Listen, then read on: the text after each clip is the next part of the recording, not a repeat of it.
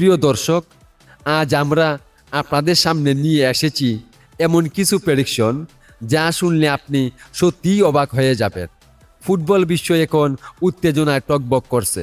4 জুলাই বাংলাদেশ সময় সকাল 7:30 মুখোমুখি হবে কলম্বিয়া ও গানা।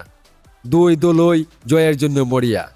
কলম্বিয়ার দ্রুত আক্রমণ কি গানার শক্তিশালী ও গতিময় ফুটবলের সামনে টিকতে পারবে, নাকি আফ্রিকান শক্তিশালী দল গানা সবাইকে চমকে দিয়ে বড় জয় তুলে নেবে? আর সবচেয়ে মজার বিষয় হলো জ্যোতিষী বিড়াল এবার কোন দলের দিকে ইঙ্গিত দিয়েছে।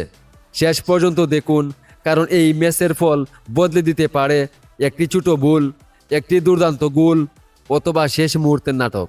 কলম্বিয়া সাম্প্রতিক ম্যাচগুলোতে আক্রমণভাগে ভালো খেলেছে। তাদের খেলোয়াড়রা বল দখলে রেখে ছোট ছোট পাসে প্রতিপক্ষের রক্ষণ ভাঙার চেষ্টা করে। মাঝ মাঠ থেকে দ্রুত আক্রমণ তৈরি করা এবং উইং দিয়ে চাপে দেওয়া কলম্বিয়ার বড় শক্তি।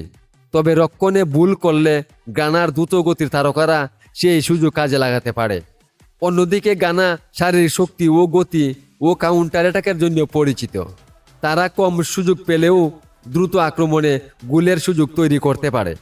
গানার রক্ষণ যদি শুরু থেকে শক্ত থাকে, তাহলে কলম্বিয়ার জন্য গোল করা কঠিন হবে। ম্যাচটি তাই হতে পারে খুবই হাড্ডাহাড্ডি লড়াই। জ্যোতিষী বিড়ালের ভবিষ্যৎবাণী অনুযায়ী বিড়ালটি নাকি কলম্বিয়ার দিকেই বেশি আগ্রহ দেখিয়েছে। তবে ফুটবলে ভবিষ্যৎবাণী নয়, মাঠের পারফরমেন্সই শেষ কথা। আপনার মতে জিতবে কলম্বিয়া নাকি গানা? কমেন্টে আপনার মতামত জানিয়ে দিন।